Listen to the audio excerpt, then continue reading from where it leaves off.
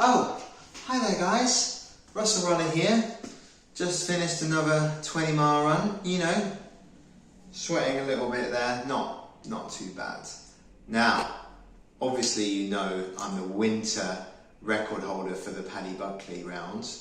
I know what you're thinking, winter, that's tough. I'm a tough kind of guy. But you may not be aware that I do a lot of my training on the roads, on the treadmill, on the track, and that type of running doesn't fully prepare you for what you're going to find up in the mountains. So there's lots of different types of movements you're going to need to do on the hills that just running in a straight line on the roads is not going to prepare you for. So after I've come in from a 20-mile run like this one, I will often just do a real quick 5-minute routine to keep my legs nice and strong so that when I'm up on the mountains and the hills, I'm ready for what it throws at me. I thought you would really like to see what kind of stuff I'm up to. You would? Yes. Okay, great. So, first thing is core, okay? If you can get this nice and strong right the way through all the deep muscles, that's really going to help control your limbs from going everywhere, every which way, alright? So that's what we start with. And also I get to have a lie down. One thing I will say is that I normally run with my shoes on, but if you can take them off, you know, if you're not in a gym where they'll shout at you, that's really helpful. Got thousands of nerve endings, got proprioceptors on our feet, okay, and they tell us how to balance where we are in space. If we've got our shoes on, then it's a lot harder. Okay, so on the mat.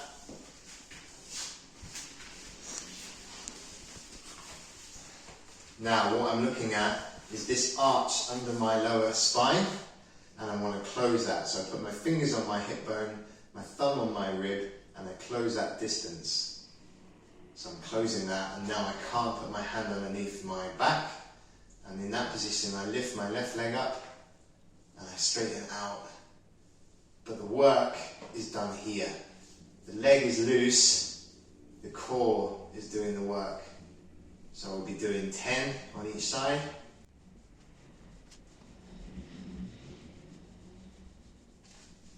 Okay, so now I've done that, it's level 1, I'm going to move on to level 2. Scoop again, lower back on the floor, bring my knees up.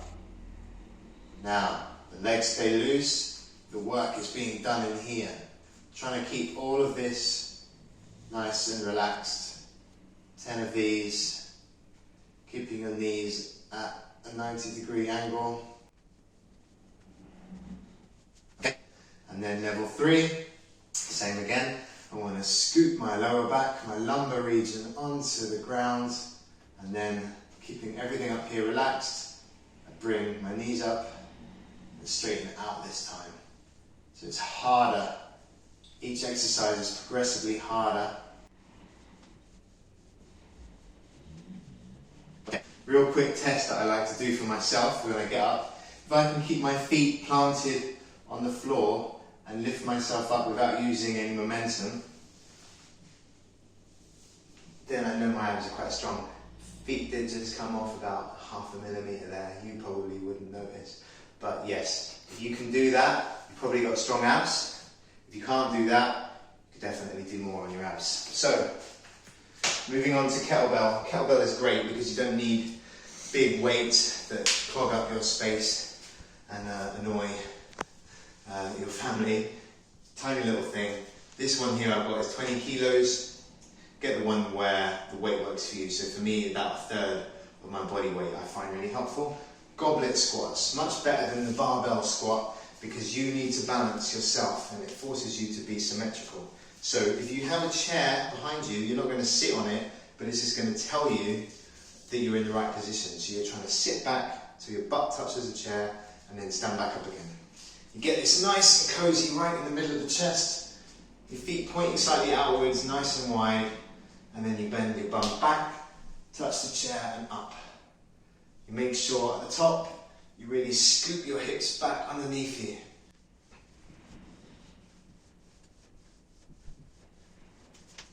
Don't put it on your toe. Okay, you've done 10 of those. Next one is ab circles. So you can use a lighter kettlebell, you can use a dumbbell, anything kind of heavy, bag of sugar. What we're trying to do here is avoid the core wobbling, okay? You're trying to keep this really strong. It's really going to help you out on the hills. So, if I'm focusing on my core, my arms, I'm trying to keep them relaxed, tall through the top of the head and circling round. My glutes are firing. My abs are rock solid. And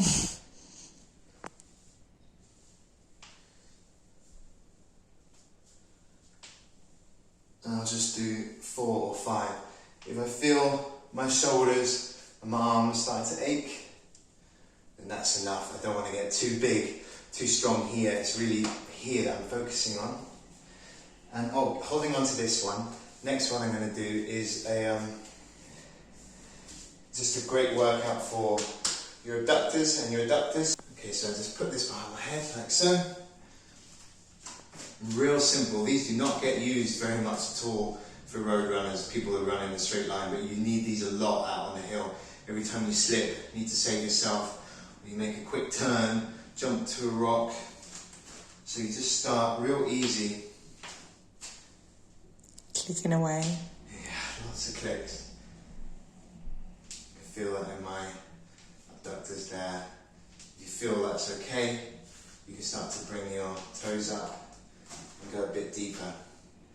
But really you've got to be careful, especially if you're doing this for the first time. Tomorrow you won't be able to walk. And the idea is to make these gently stronger, not to pull anything. So it's a real gentle stretch, a bit of strength coming in there.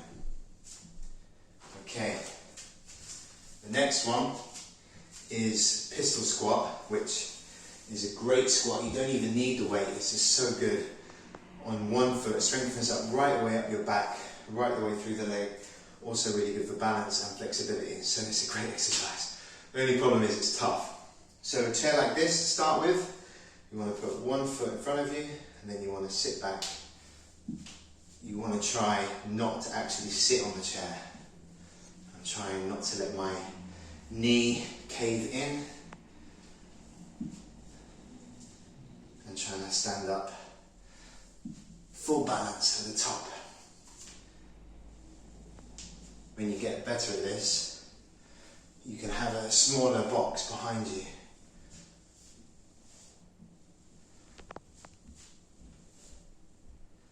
Gets your ankles, your calves, your lower legs, everything. Really, really useful for the hill. When you do get better, you could get a weight on there. Same as with the goblet, hold it up here and do it that way. Like so. Okay, last one. Just got these little things from Aldi. Cost £1 or something. You can get them on Amazon real easy. Just hook this around one foot. Not Amazon. Not Amazon. Okay, you're trying to keep this locked and work the psoas. If you're jumping from rock to rock or jumping over bogs, be surprised how much you need these deep muscles and the hip flexor, the psoas, transversus, these deep muscles that you just don't need as much when you're springing off the road, but on the mountains you do need these. So trying to keep this locked and just lifting, and I'm feeling that deep in there. So the foot comes up and forward away from you. Okay guys, so after every easy run that I do in the week, I'll just knock out this routine between 5 and 10 minutes, just one set every day. If you've got less time, then you might want to do 3 sets once or twice a week, so just go around the whole thing again.